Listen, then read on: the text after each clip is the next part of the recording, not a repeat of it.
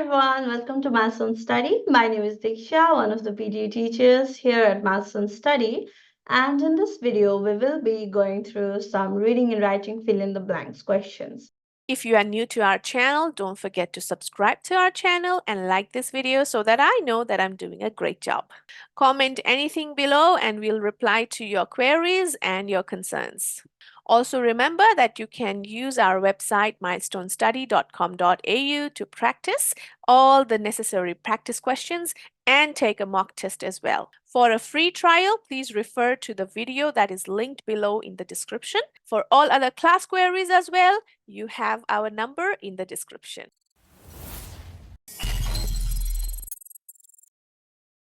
So this is the very first question type that comes from the reading section, and you'll typically get around 5 to 6 questions of this type. It's a very important module because it contributes around 25 marks to reading and 25 to writing as well. You may take around 2 to 2.5 minutes for each question, depending upon the length of the passes that you get for each questions, okay? But do remember not to take too much time because there are other difficult questions as well further down the lane. For example, reorder paragraphs or reading fill in the blanks, which also consumes some time, okay? So just be careful of that. Keep that in the back of your mind. Okay, so without further ado, let's get started with the first question of the day. So we are using Milestone Studies practice website for our practice today. Let me open the reading and writing questions. All right, the first question of the day is related to Shakespeare. I hope most of you are familiar with him or might have at least heard about the name Romeo and Juliet, which is written by him, right?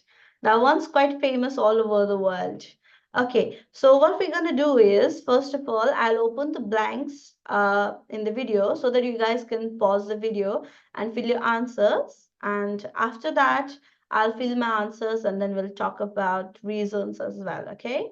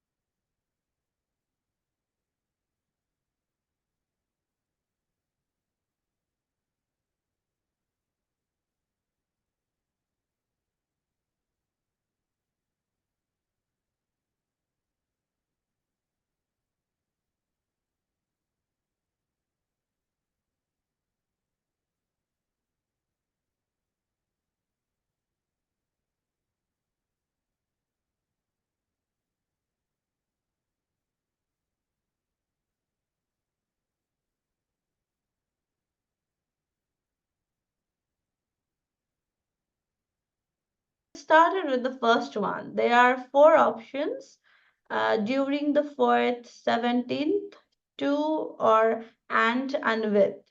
So, 2 is usually typically used when there is like a time period, you know, from like one period to another.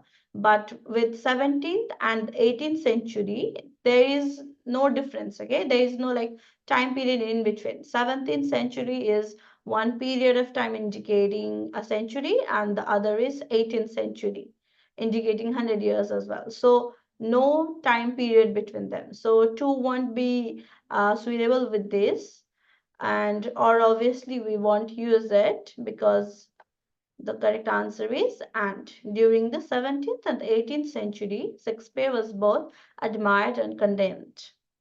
Condemned as in he was like not admired, opposite of condemned, sorry, opposite of admired, condemned. Since then, much of the adverse criticism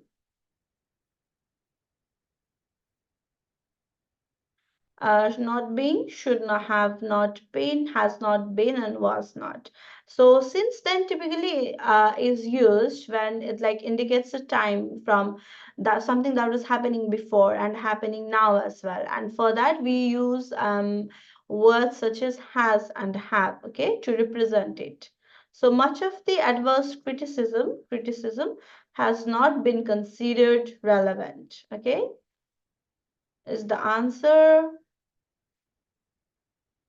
For instance, charges against his moral propriety were made by Samuel Johnson in the 18th century and by George Bernard Shaw in the 20th. I hope I got that pronunciation correct. Early criticism was directed at form questions of form. So, okay, these are all suitable, but if you think about it, about the questions of firm, so he must have received criticism at many other areas other than just question of firm, right?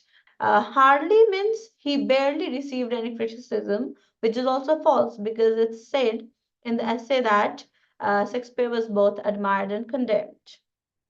Primarily is one word that we use to indicate that the criticism was also directed, and it was mainly directed at questions of form. Okay, so primarily is used in order to signify like the importance of the thing happening as well. Okay, so his criticisms were directed at many things, but it was mostly at questions of form. Consecutively won't be a correct answer because consecutively means one after another. So something happening after something else happened. Okay, so that won't be appropriate for this particular question. Shakespeare was criticized for mixing comedy and tragedy and failing to observe the unities of time and place, dashed by the rules of classical drama. So subscribe is a no-go. We do not subscribe to rules. Document is also not the correct answer because rules will be prescribed, okay, not even described. So description of rules is another thing when like some there are some like guidance, you know, or instructions on how to follow them. Prescribed is the word we typically use, okay, not described. So he did not follow the unities of time and place that were prescribed by the classical drama rules that were around at that time. So Dryden and Johnson were among the critics claiming that he had the language with false wit, puns, and ambiguity. Okay, so this whole passage is talking about criticism and admiration of Shakespeare, and he was heavily criticized about his questions of form, and also, so it is kind of a negative connotation in the whole essay. So there were also critics claiming that he had with the dash the language of falsehood, puns, and ambiguity. So these are all negative meanings, and we are going to find a negative meaning out of all these options as well. Okay, worst means he was good. He was good in something. For example, let me say he is well versed in say Latin language, then it means that he is very good in that particular language. So this is not the correct one. Referred, this is also not correct. We refer something to somebody, okay? We do not refer the language with false with puns and ambiguity. Transverse is also not correct. The correct word here is corrupted. It means to like make something go wrong, make something look bad. Okay, so they claimed that Shakespeare had made the language bad with false wit, puns, and ambiguity. Okay, that some of his early plays might justly be charged with the frivolous use of such devices. 20th century criticism has tended to praise their use in later plays. Okay, so these two words are quite contradictory. His early plays were charged with frivolous use. That means his early plays weren't well received, but in 20th century, his plays were praised. Okay, so for comparison, the only suitable option here out of all of them is Wilde. Okay, so while some of his earlier plays were charged with frivolous use, later criticisms tended to praise. So, hope you all got along with my reasoning till here and submitting the answers. They are all correct. So, let me know in the comments below how many answers you did right or wrong. Okay. All right. Let's move on to the next question then. Okay, world map of happiness, similar as before. Pause in the video for your answers before we talk about mine.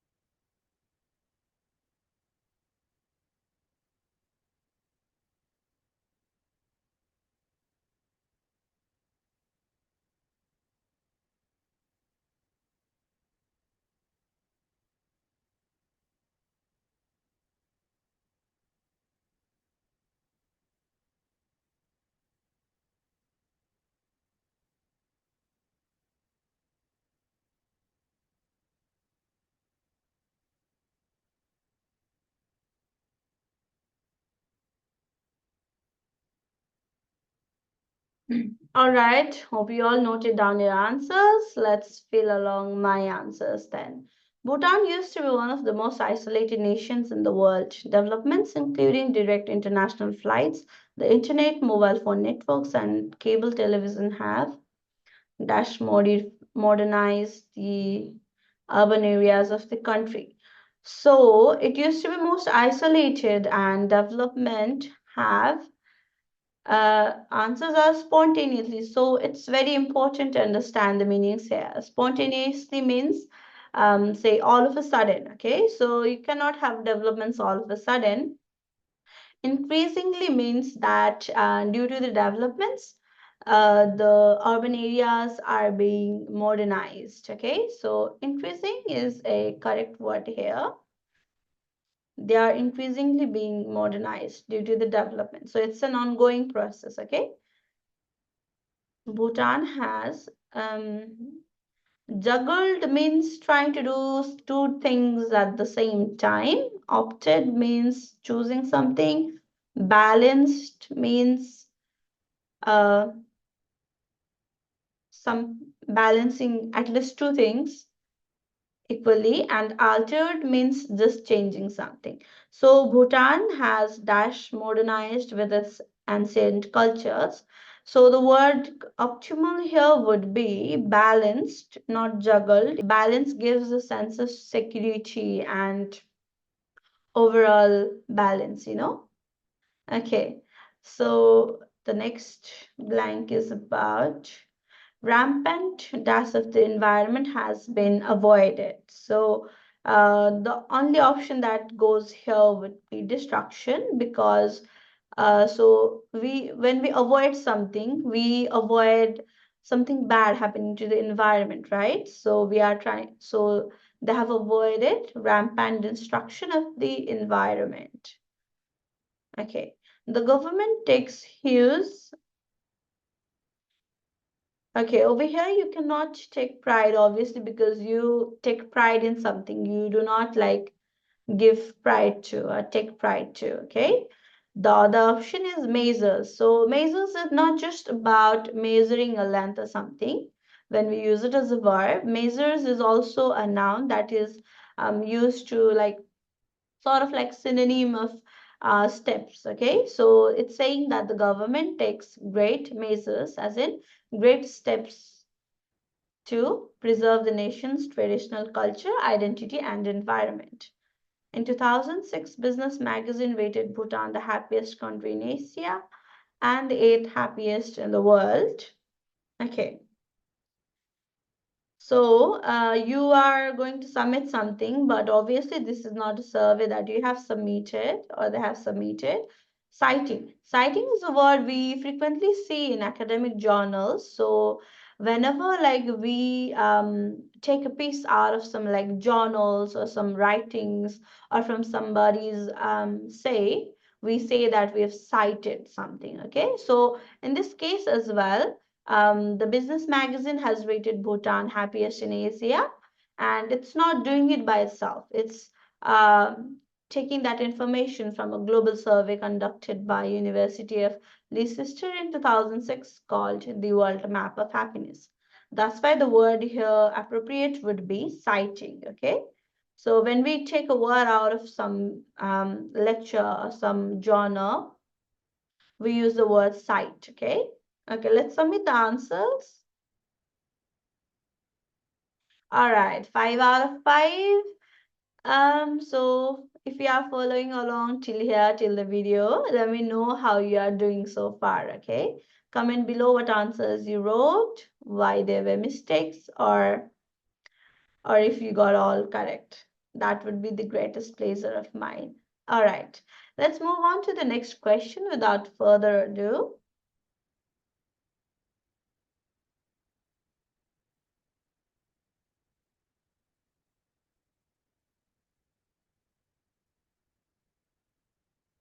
Teenage daughter. Okay.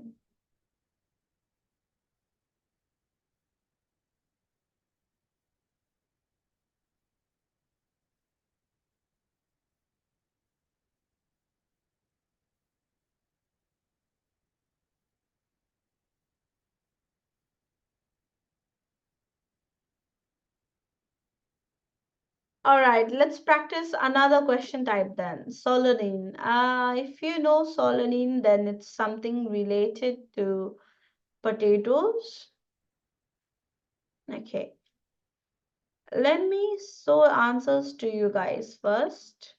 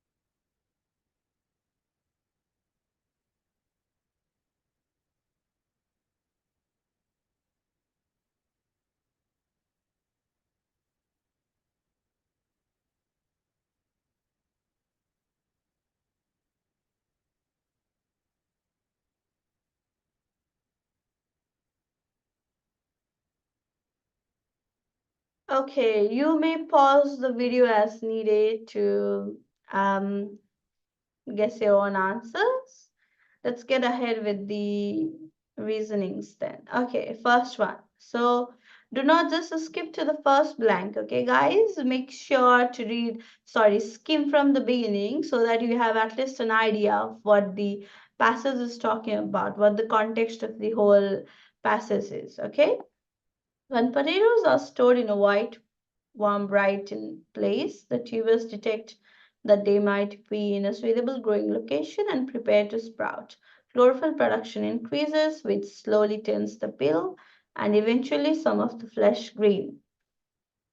While chlorophyll is a harmful chemical, its dash in potatoes indicate that tubers have also increased.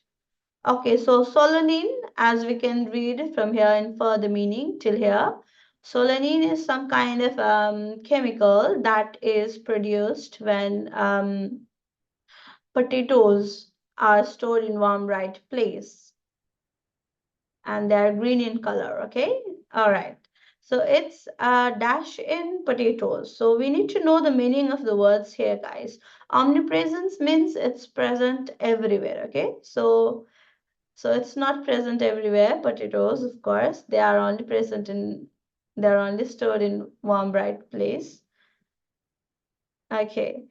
So the next one is presence. So chlorophyll is a harmless chemical, but its presence in potatoes indicate that there is solanine. Okay. Solanine protects plants and potatoes and other plants in family Solanaceae from herbivory and serves to sprouting spud from hungry animal mouths. So what you do is prevent the hungry animals from eating the potatoes, right? So for that, they are preserve, deserve, conserve, and reserve. Okay. So deserve means deserving of something, obviously. Conserve means you are protecting it. Reserve means you are also protecting it, and preserve is also alluding to the fact of keeping it safe. All right, serves to preserve, deserve, conserve, or reserves. Now, preserve, conserve, and reserve are quite similar in the meanings. It just depends on how you use them. But typically, reserve and conserve is usually like used when you are trying to protect something and you're like implying that you are going to protect it for future use. Okay, but here it's concerning about protecting the potatoes from hungry animal mouth. So it's not about using for later use, for protecting it for later use, but it's just protecting from hungry animal mouths. So for that reason, we will select the preserve as answer. Okay, all right. Solanine is considered a neurotoxin and okay, ingestion, congestion, suggestion, and predilection. Congestion means traffic or jams, so not suitable. Suggestion, solanine is not suggested by humans. Predilection is kind of like preference or liking for something, so that's also not suitable. The word over here, ingestion, means eating something. Okay, so solanine is a neurotoxin, and if humans eat it, then it can cause nausea and headaches. Okay, a recent study suggested that fully green potato is enough to make a small adult ill.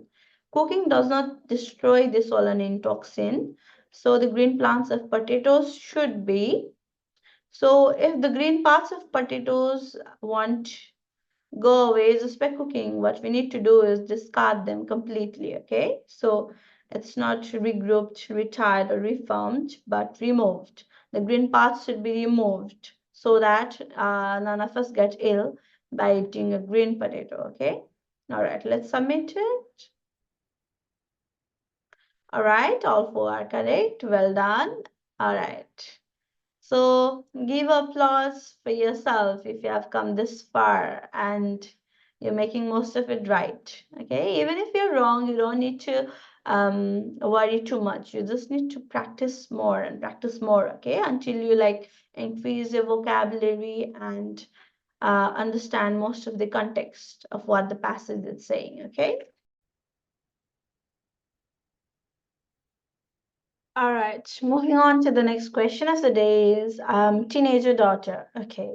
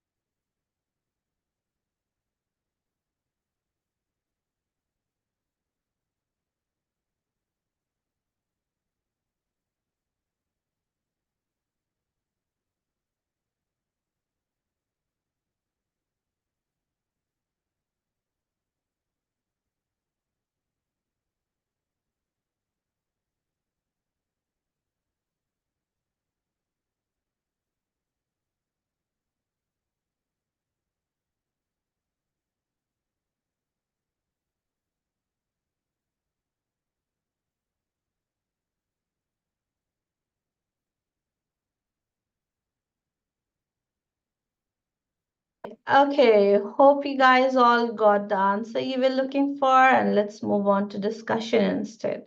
So, your teenage daughter gets top marks in schools, captains the debate team, and volunteers at a shelter for homeless people. But while driving the car, she text messages her best friend and rear-ends another vehicle. So, how can teens be so clever, accomplished, and responsible and reckless? So, um, it's given example here. Your teenage daughter is very good. She's excelling in her academic things, but while driving the family car, she's text messaging and rear-ending another vehicle. So this one is accomplished, okay, and rear-ending another vehicle. It means that she is reckless. So how can a person be accomplished and reckless at the same time, right? So two contradictory qualities is seen in one person at the same time. Okay. Easily, according to two physicians at Children's Hospital Boston and Harvard Medical School, who have been dashed the unique structure and chemistry of the adolescent brain. Okay, so the physicians would be explaining the structure and explaining the chemistry of adolescent brain rather than exposing it or enumerating, which means counting something or just explaining it. Okay, so physicians would be exploring, kind of like research. Okay, the teenager brain is not just an. Okay, we've all been given vowel sounding adjectives, so it might be confusing for people here, but okay. So teenagers' brain is not an abundant brain. That doesn't make sense. It's not an ample brain as well. Ample and abundant both means having enough, okay, more than enough of something. So it's not a case about having more than one brain or two. The rest of the options are adult and adulthood. Adulthood is like a say noun which means having reached a phase in life, right? Like you've reached adulthood, you are old now. The another one is adult. So adult is a noun as well, but it can be used with others to make a collocation as well. Here it's used as a collocation, an adult brain with fewer miles on it. It's a paradoxical time of enrichment, development, adornment, and adoration. So teenager brains, they are like developing. It's not fully developed, even though they are like physically developed almost. That's why it's a time of development. These are people with very sharp brains, but they're not quite sure what to do with them. Research powered by technology dash dash dash has revealed that young brains have so it's said that according to research, young brains have fast-growing synapses as well as sections that remain unconnected.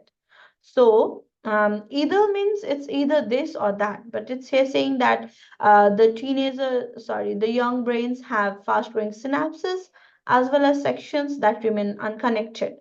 So for two words to connect, we typically use both. Okay, so they have both fast growing synapses as well as sections that have not been connected. Contrary, but it exists in young brain. This leaves teen easily influenced by the environment and more prone to impulsive behavior even without the dash of souped up hormones. So even without hormones and family or genetic predispositions, and family like history in genetic or from family of impulsive behavior, they are still easily influenced. And impress, impair, and impose are all verbs. So the only noun here is impact, and which is correct. So teenagers are influenced by the environment, and even without the influence of hormones and any other genetic predispositions, any they are still influenced by the environment. Okay, so that's it. I hope you've all written down your answers and comments or in your notebook. Let's compare them. Okay, 6 out of 6, not bad. Okay, let's take a look at our final question of the day.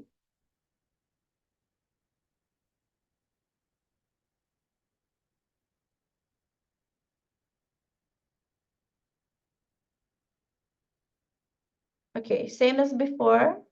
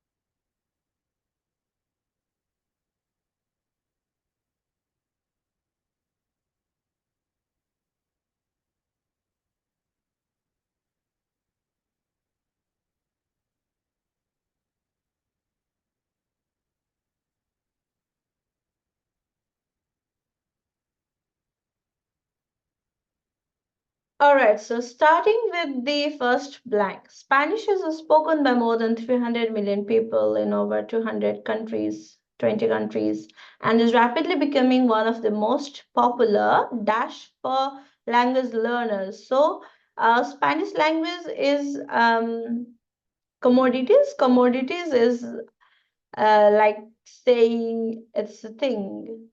One of the most popular things for language learners, not quite correct. Choices, it's an option, right? So Spanish, most language learners are adopting it. That's why it's choices. Is rapidly becoming one of the most popular choices to select from for learning languages. A popular course for beginners, Suenos World Spanish, is designed to dash the varied needs of adult learners. Now, typically, as we see, to is accompanied with verb one. So, out of the examples here, there are quite a lot of verbs actually. Record, meet, and choose are all verb ones. Okay, uh, so the course Suenos World Spanish is not designed to record needs, not to choose needs, but it's designed to meet the varied needs of adult learners, right? We need to meet their needs. Okay. So the learners might be learning at home or in a class.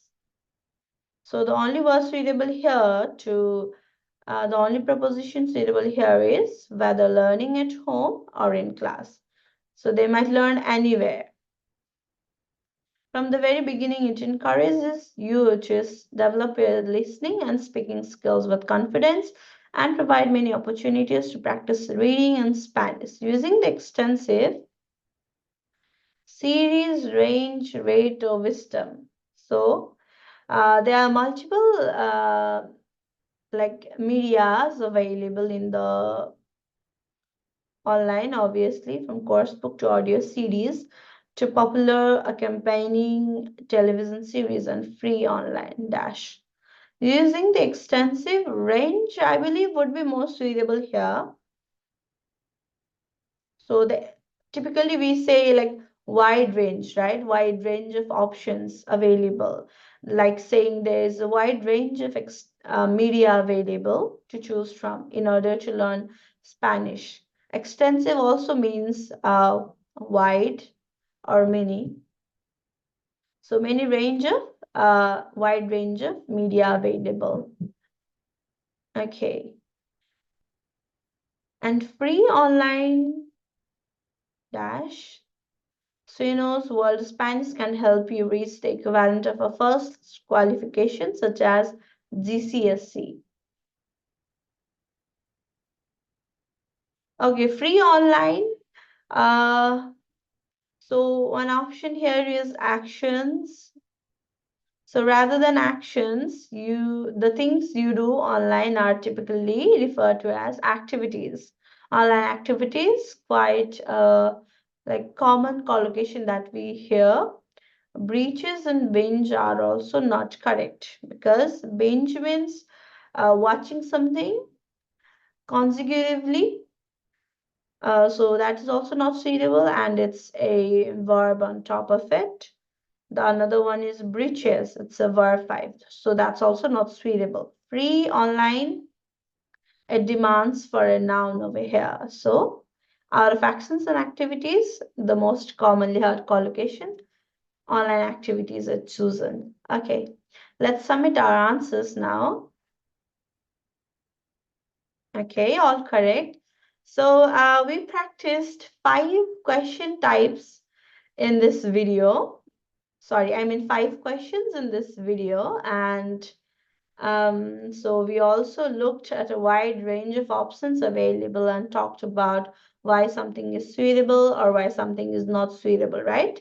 Whenever like it's hard to choose, just go for like the options that kind of is the most suitable compared to the context, okay? So it's very important to understand the context of the passage while selecting your answers. All right, that was it for our session today, guys. Please do not forget to comment how much you got in each questions on this video today. And if you liked this video, please like, subscribe, and comment on our channel. Okay, guys? Your support means a lot to us, and we will love to hear your feedbacks on what videos we could come up with next. All right, that's it for today, guys. Thank you. Have a good day.